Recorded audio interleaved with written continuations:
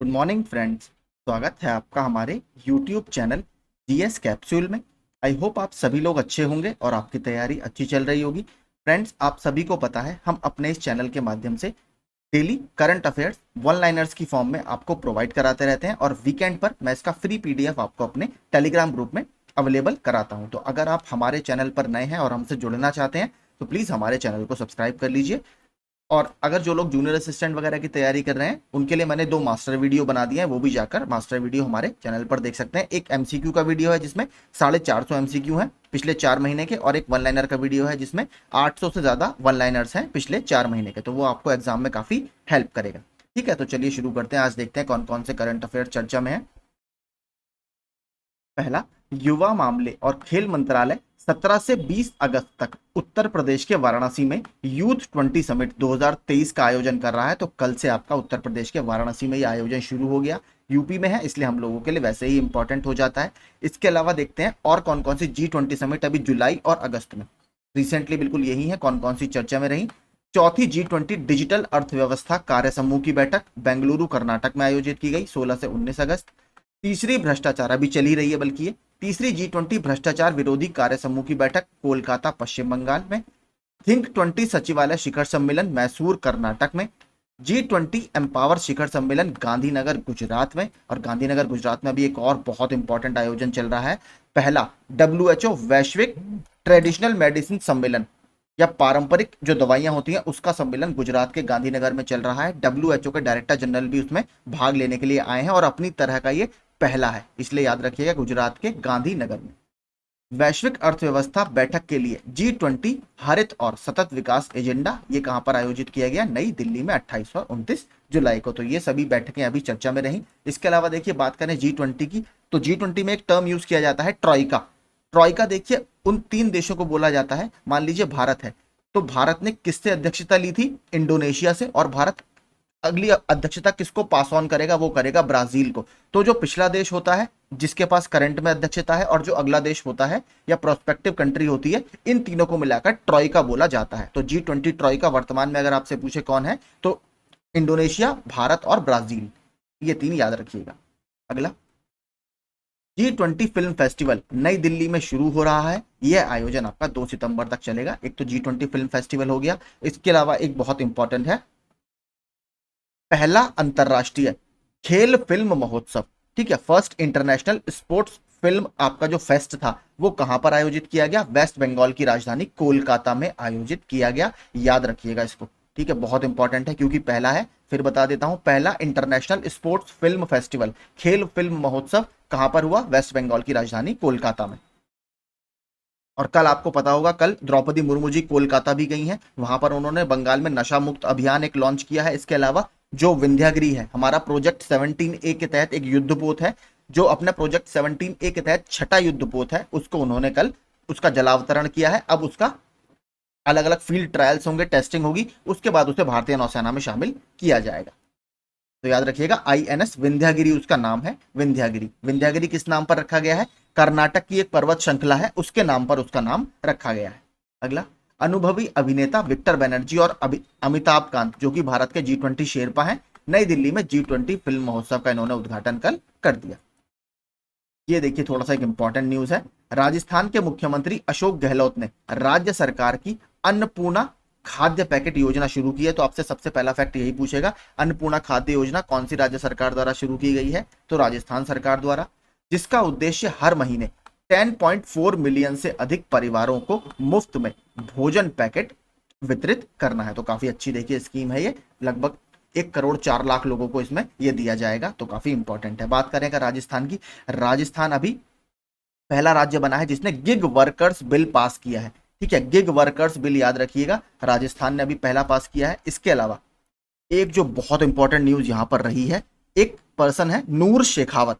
ठीक है, नूर शेखावत दी को राजस्थान सरकार द्वारा पहला ट्रांसजेंडर बर्थ सर्टिफिकेट जारी किया गया है। याद रखिएगा, नूर शेखावत जी को राजस्थान में पहला ट्रांसजेंडर बर्थ सर्टिफिकेट जारी किया गया है, यानी उनके जो बर्थ सर्टिफिकेट है उस पर ट्रांसजेंडर अब अंकित है, और वो ऐसा पहला पाने वाले वहां के व्यक्ति बन गए हैं, महिला बन गई हैं, जो भी वो चाहती हैं अपने आप को कहलाना।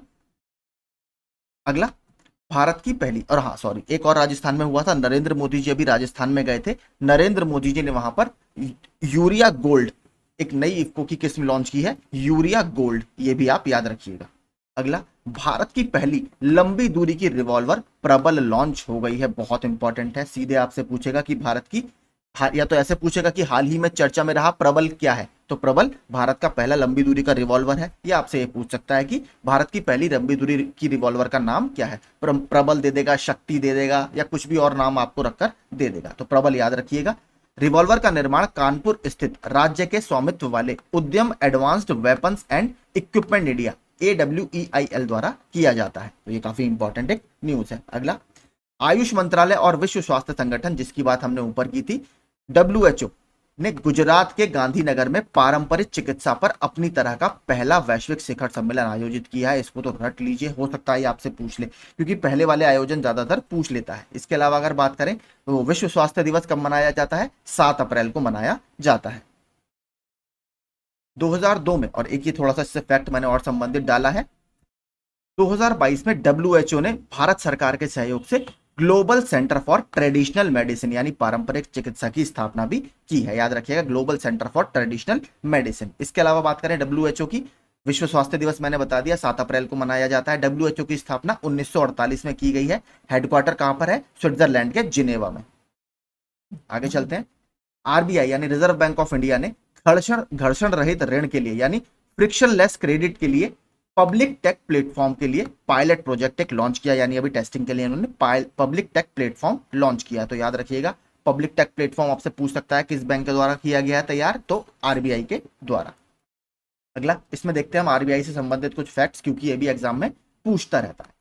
स्थापना कब की गई, 1 अप्रैल 1935 को। किस कमेटी की सिफारिशों पर या किस कमीशन की सिफारिशों पर इसकी एस्टेब्लिशमेंट किया गया था, तो हिल्टन यंग कमीशन की सिफारिशों पर, ठीक है, याद रखिएगा, हिल्टन यंग कमीशन।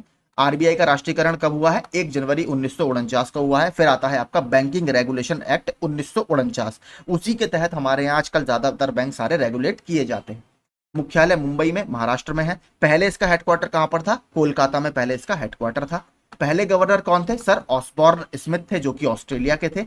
पहले भारतीय गवर्नर कौन थे, CD देशमुख जी थे। और 25वें वर्तमान में गवर्नर कौन है, शक्तिकांत दास जी। शक्तिकांत दास जी अभी करंट अफेयर्स में चर्चा में थे, जो मैंने ब्रैकेट में डाल दिया है। इनको अभी लंदन में आयोजित एक समारोह में गवर्नर ऑफ द ईयर के पुरस्कार से नवाजा गया है, तो ये भी आप याद रखिएगा। आगे, एलेक्सिस क्रिस्पो, पेपाल, जो कि एक फिनटेक प्लेटफॉर्म है, आपका फाइनेंशियल टेक्नोलॉजी प्लेटफॉर्म है, पेपाल का नया CEO नियुक्त किया गया है। और ये किसका स्थान लेंगे, इनसे पहले देखिए इंपॉर्टेंट कौन है, जो डैन शुलमैन थे, इन्होंने अब तक सबसे लंबे समय तक पेपाल के CEO के रूप में कार्य किया है, और अब वो सेवानिवृत्त हुए हैं। और उसके बाद अब एलेक्स क्रिस को इस पद पर नियुक्ति मिली है। हाल ही में देखिए बैंकिंग और बीमा क्षेत्र में कुछ और जो नियुक्तियां हुई हैं, वो भी हम एक बार रिवाइज कर लेते हैं। SBI लाइफ इंश्योरेंस कंपनी के MD और CEO अमित झिंगरन जी को बनाया गया है। एक्सिस बैंक के गैर कार्यकारी अध्यक्ष NS विश्वनाथन जी को बनाया गया है। SBI कार्ड और भुगतान सेवाओं के MD और CEO अभिजीत चक्रवर्ती जी को बनाया गया है। और ये किसकी जगह लेंगे, राम मोहन राव अमारा जी की जगह लेंगे। अंतरराष्ट्रीय, देखिए ये 2 जरूर याद कीजिएगा, ये काफी इंपॉर्टेंट है, ये आपसे पूछ सकता है। अंतरराष्ट्रीय वित्तीय सेवा केंद्र प्राधिकरण यानी IFSCA, international financial services centre authority, ये बहुत इंपॉर्टेंट है। इसके अध्यक्ष के राजारामन जी को बनाया गया है। इनसे पहले एक बहुत फेमस इकोनॉमिस्ट हैं इंजेती श्रीनिवास जी। इंजेती श्रीनिवास जी के नाम पर आपने कमिटीज वगैरह भी सुनी होंगी, बहुत सारी कमिटीज के ये मेंबर रहते हैं। तो इनकी जगह के राजारामन जी को इस पद पर नियुक्ति मिली है। इसके अलावा वित्तीय योजना मानक बोर्ड यानी financial planning standards board FPSB के CEO के रूप में कृष्णा मित्रा जी को चुना गया है। तो मैं रिक्वेस्ट करूंगा इन दोनों को आप जरूर याद रखिए, हो सकता है आपसे पूछ ले। अगला, तो शिक्षा मंत्रालय द्वारा कल एक और इंपॉर्टेंट स्कीम लॉन्च की गई। शिक्षा मंत्रालय ने प्रधानमंत्री उच्चतर शिक्षा अभियान यानी PM उच्चतर शिक्षा अभियान उषा की शुरुआत की है, जो एक केंद्रीय योजना है। देखिए सेंट्रल स्कीम है, याद रखिएगा, केंद्र सरकार इसको क्रियान्वित करेगी, जिसका उद्देश्य राज्यों और केंद्र शासित प्रदेशों में उच्च शिक्षा तक पहुंच, समानता और उत्कृष्टता को बढ़ाना है। इसके अलावा देखिए इससे पहले शिक्षा मंत्रालय ने एक और काफी इंपॉर्टेंट ऐप भी लॉन्च की थी, उसका भी नाम याद रखिएगा। ऐप का नाम था उल्लास, ठीक है, उल्लास ऐप थी। उल्लास की फुल फॉर्म मैं बता देता हूं, understanding life long learning for all in society यानी ULLAS, ठीक है, understanding life long learning for all in society. तो ये उल्लास ऐप भी शिक्षा मंत्रालय के द्वारा ही लॉन्च किया गया था, इसको भी याद रखिएगा। ये भी देखिए बहुत इंपॉर्टेंट है, एक रोबोट है ह्यूमनॉइड रोबोट पिबोट, उसके बारे में बात करेंगे। Korea advance institute of science and technology, Korea की यहां पर बात कर रहा है, साउथ कोरिया की।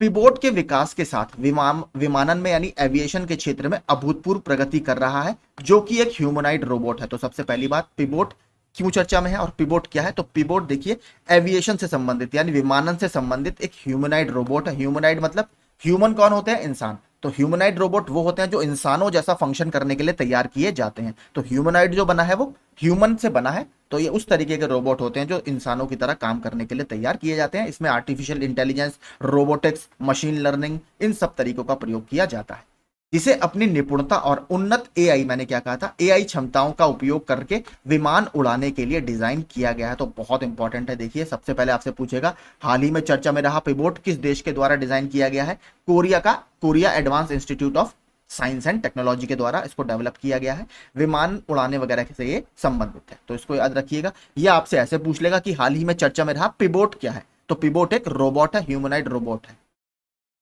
अगला, ये भी देखिए काफी इंपॉर्टेंट है। तमिलनाडु सरकार और रेसिंग प्रमोशन प्राइवेट लिमिटेड ने चेन्नई में एक नया स्ट्रीट सर्किट लॉन्च किया है, जो कि 3.5 किलोमीटर का ट्रैक आइलैंड ग्राउंड के आसपास स्थित होगा और रात की दौड़ की मेजबानी करने वाला ये भारत और साउथ एशिया का पहला स्ट्रीट सर्किट होगा। बहुत इंपॉर्टेंट है। देखिए रात में जो दौड़ वगैरह होती है उसकी मेजबानी करने के लिए एक नया सर्किट लॉन्च किया गया है 3.5 किलोमीटर का तमिलनाडु में, और ये साउथ एशिया का और इंडिया का इस तरीके का अपना पहला सर्किट होगा। इसके अलावा तमिलनाडु देखिए 1 या 2 वजह से अभी और काफी न्यूज में था, मैं बताता हूं आपको। एक तो निर्मला सीतारमन जी यहां पर गई थी, एक आर्कियोलॉजिकल साइट है यहां पर आदि चल्लानूर। आदि चल्लानूर में उन्होंने क्या किया था? एक म्यूजियम का उद्घाटन किया था। उद्घाटन मतलब एक आधारशिला रखी है कि यहाँ पर एक विश्व स्तरीय म्यूजियम बनाया जाएगा। तो याद रखिएगा, हो सकता है आपसे पूछ ले कि आदि चल्लानूर कहां पर है, तो ये तमिलनाडु में स्थित एक पुरातात्विक स्थल है। इसके अलावा बात करें, भारत की पहली ड्रोन पुलिस यूनिट कहां पर लॉन्च की गई है? किस शहर की पुलिस ने लॉन्च की? तो तमिलनाडु की चेन्नई जो पुलिस है, ठीक है, उसने भारत की पहली ड्रोन पुलिस यूनिट लॉन्च की है। तो ड्रोन की सहायता से ये जो बड़ी बड़ी मंत्रियों की सभाएं होती हैं, मेले वगैरह का, उससे ये आप कह सकते हैं जानकारी लेंगे, उससे उसकी सेफ्टी वगैरह सर्विलांस करेंगे, तो जो कि कहीं ना कहीं लॉ एंड ऑर्डर को काफी अच्छा करेगा। इसके अलावा तमिलनाडु सरकार ने 14 अप्रैल को, जो डॉक्टर भीमराव अंबेडकर जी की जन्मतिथि है, उसको समता दिवस या समानता दिवस के मनाने के रूप में भी बात की है तमिलनाडु की सरकार ने। तो इस वजह से लगातार ये चर्चा में था।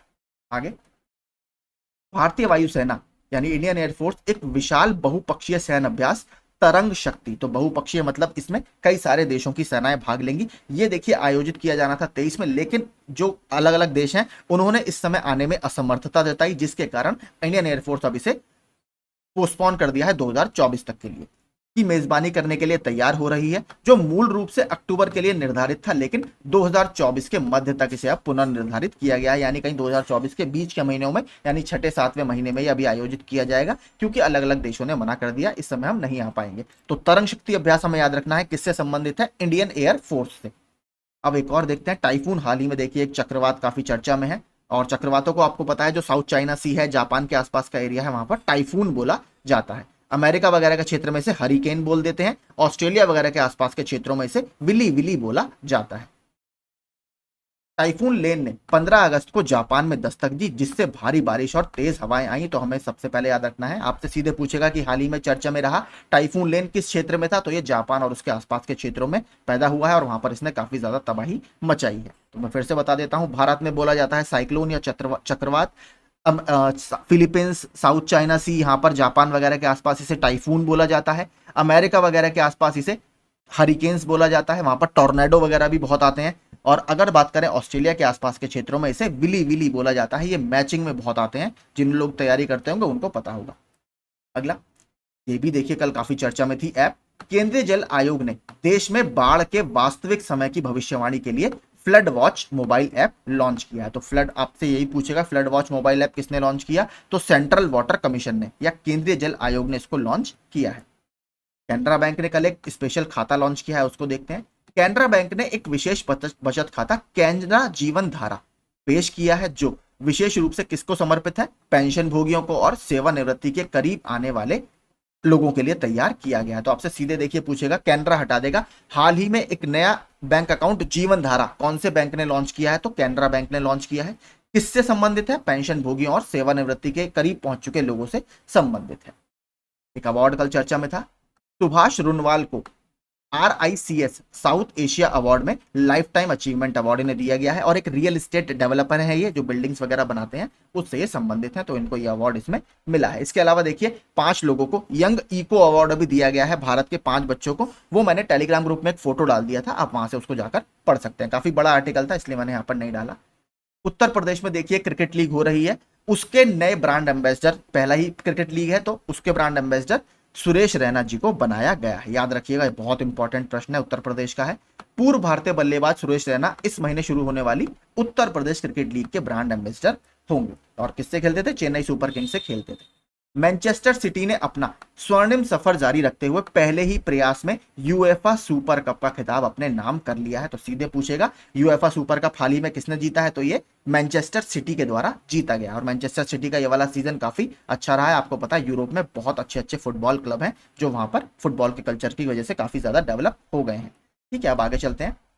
देखिए आज मैंने कुछ नया अपने वीडियो में ऐड किया है। 2 सेक्शन मैंने ऐड किए हैं, एक तो इतिहास के पन्नों से, मतलब आज के दिन में इतिहास में हमारी डेट क्यों इंपॉर्टेंट है, एक सेक्शन मैंने ये डाला है। और एक मैंने सेक्शन आपका मैपिंग प्रैक्टिस का डाला है, मानचित्रण अभ्यास का डाला है, जिसमें हम ये देखेंगे कि प्रीवियस ईयर में जो मैप से संबंधित क्वेश्चन आए हैं अलग अलग प्रतियोगी परीक्षाओं में, उसका मैं आपको थोड़ा सा एक्सप्लेनेशन देने की कोशिश करूंगा। तो अगर आपको अच्छा लगे तो प्लीज आप कमेंट बॉक्स में जरूर बताइएगा।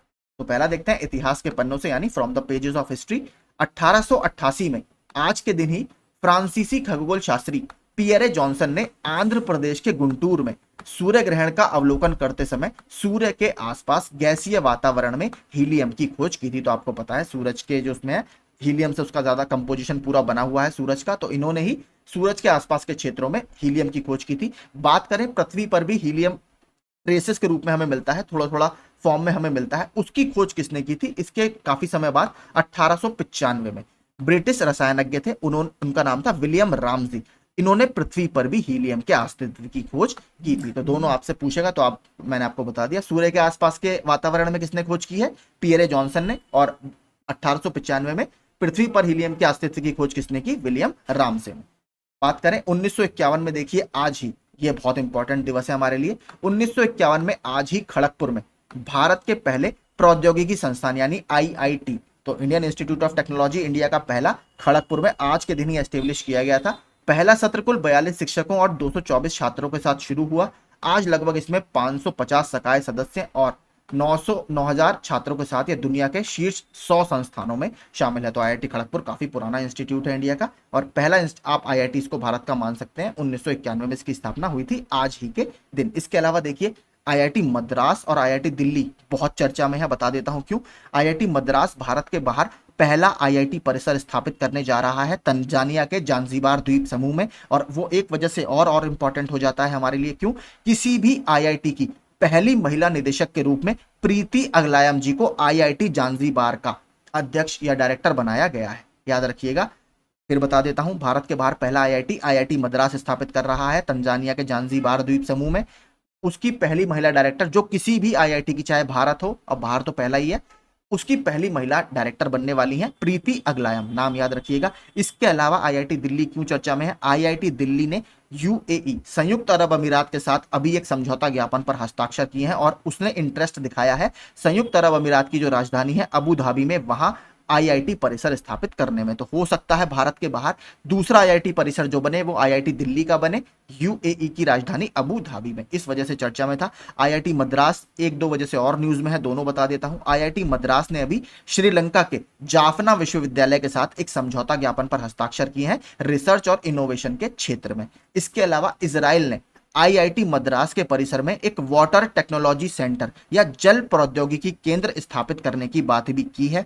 इसके अलावा IIT मद्रास ने अभी हाल ही में अपने स्टूडेंट्स में विविधता लाने के लिए, अपने जो उनके यहाँ स्टूडेंट्स पढ़ने आते हैं उसमें विविधता लाने के लिए स्पोर्ट्स कोटे से एंट्री का प्रस्ताव भी सरकार के सामने रखा है। तो आपसे पूछेगा कि किसने स्पोर्ट्स कोटे का प्रस्ताव IIT में रखा है? तो IIT मद्रास ने ये रखा है। इस वजह से IIT मद्रास चर्चा में था। अब देखते हैं मैपिंग प्रैक्टिस, जो मैंने आज सेक्शन ऐड किया है।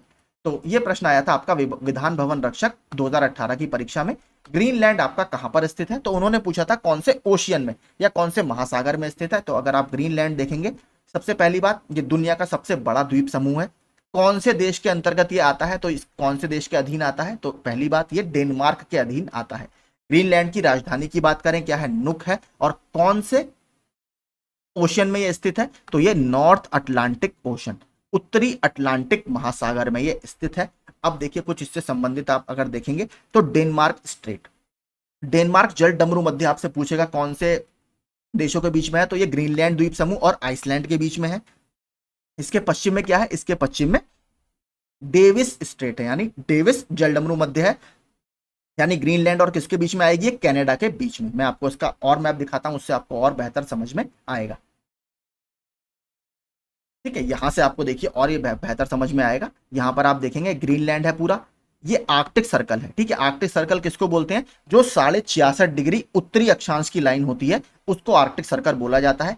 इसके ऊपर कभी भी सूर्य की किरणें लंबवत नहीं पड़ती, इसीलिए यहां पर 6 महीने दिन 6 महीने रात रहता है। ठीक है, इसके पश्चिम में देखेंगे तो बैफिन बे है, यहां पर आपका कनाडा का बैफिन आइलैंड है, नीचे आपका लेब्राडोर सी है। यहीं से आपने देखा होगा एक समुद्री धारा भी चलती है, लेब्राडोर धारा, जो कि एक ठंडी या कोल्ड ओशियन करंट है। ठीक है, तो ये आपका इस तरीके से पूरा मैप में हो गया। याद रखिएगा, सबसे बड़ा आइलैंड है दुनिया का, डेनमार्क के अधीन है, राजधानी है नुक। पश्चिम में मैंने आपको बता दिया बैफिन बे है इसके। यहां पर आपकी क्या थी, डेविस स्ट्रेट थी।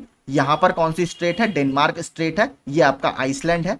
तो ग्रीनलैंड और आइसलैंड के बीच में कौन सी स्ट्रेट है, जलडमरू मध्य है, डेनमार्क जलडमरू मध्य। यहां पर कौन सा है, डेविस जलडमरू मध्य। और किस किस के बीच में है, ये आपका कनाडा है। ठीक है, कनाडा और